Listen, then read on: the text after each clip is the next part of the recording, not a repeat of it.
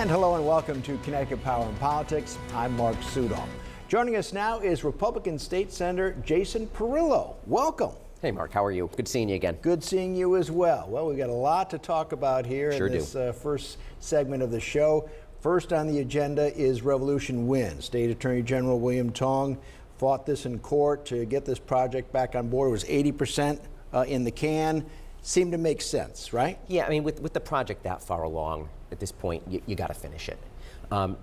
That said, keep in mind, wind is very expensive. And it always worries me when we start picking winners and losers when it comes to energy, specifically renewable energy. Right. I kind of think the market should shake itself out and let the cream rise to the top.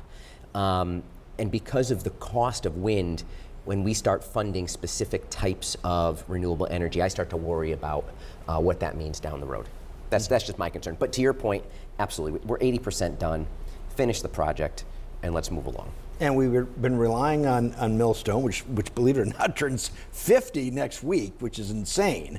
But certainly state lawmakers like yourself and the governor are looking for other ways. We've got to cut these energy bills. Yeah, it's massive.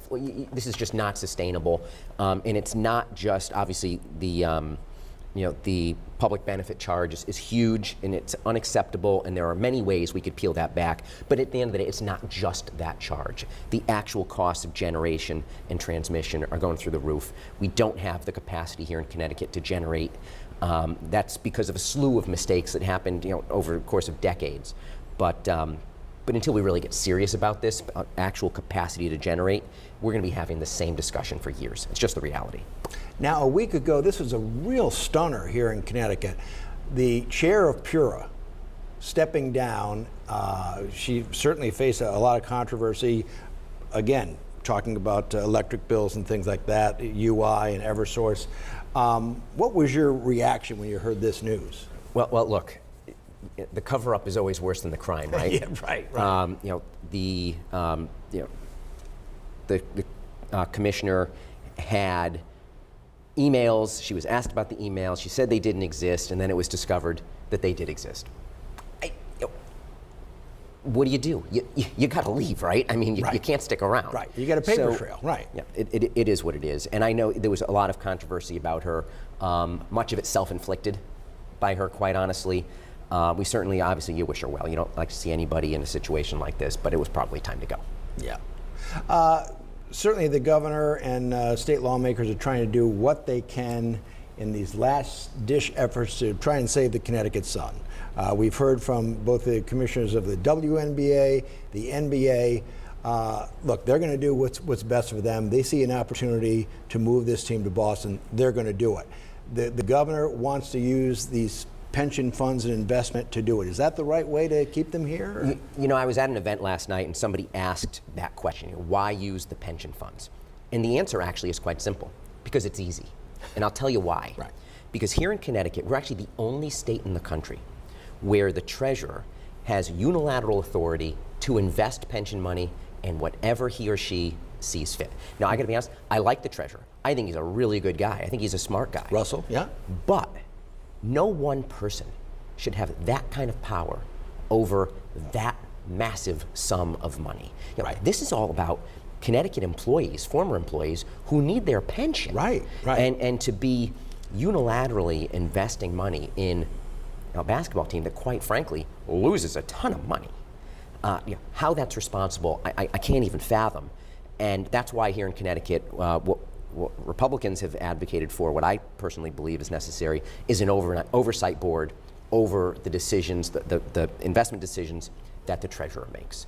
And it's not about any one treasurer. It's not about the Treasurer Russell today. It's about the office of the treasurer and making sure that this treasurer and treasurers in the future are making sound financial decisions. So we don't have that oversight. We do need that oversight. And honestly, until we get it, we're going to be having conversations like this where we're saying, what the heck are we investing in? Why we would invest in a basketball team is beyond me. I understand we want to keep a team here. I totally get that. There's value in that. But not at the expense of pension beneficiaries here in Connecticut. Right. Agreed. So let's talk about hospitals. They certainly have been through a lot. There's been a lot of conglomerates that have taken over this place and that one. What about bailouts for these hospitals? You know, yeah, Mark, I think you're talking about the possibility of UConn Yes. acquiring Waterbury Hospital, Bristol Right. Hospital, another hospital. I've spent my career in healthcare, and it's not a crazy idea. But the devil's in the details. These are hospitals that lose money and have lost money for many years. Simply buying them and continuing to operate them as they're running just means you're going to have another system that loses a lot of money. UConn itself loses money. Right. So unless there are real efficiencies, and by the way, efficiencies doesn't mean I'm going to get rid of some CFOs and some CEOs and we're going to save money.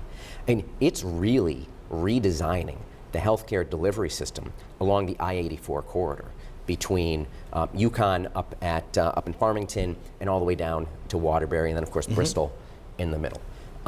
These are important communities. Obviously, they need to be served by healthcare, by hospitals. But the way those hospitals operate today, and the way care is delivered today, and what those hospitals look like in terms of services offered, has got to change. Or else you're just going to have a network of hospitals, all of which lose money, and that's not good for anybody. And you know, people in our state have been frustrated with these health insurance rate hikes as well. Yeah, well, and actually it's interesting because when you talk about, we have larger hospital systems here in Connecticut. We have Hartford Healthcare, we have the Yale system, Right. both very, very large. New Vans, which is going to be acquired by Northwell. Yeah, right. When you have larger systems, that means the system has a greater ability to negotiate rates with the insurance company. So what happens? Rates go up.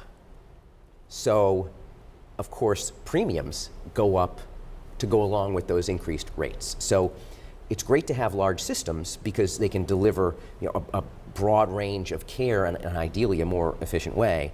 But that means you're going to have higher reimbursement rates to those hospitals, which means higher premiums to beneficiaries, to employers, to everybody who's in a commercial insurance program.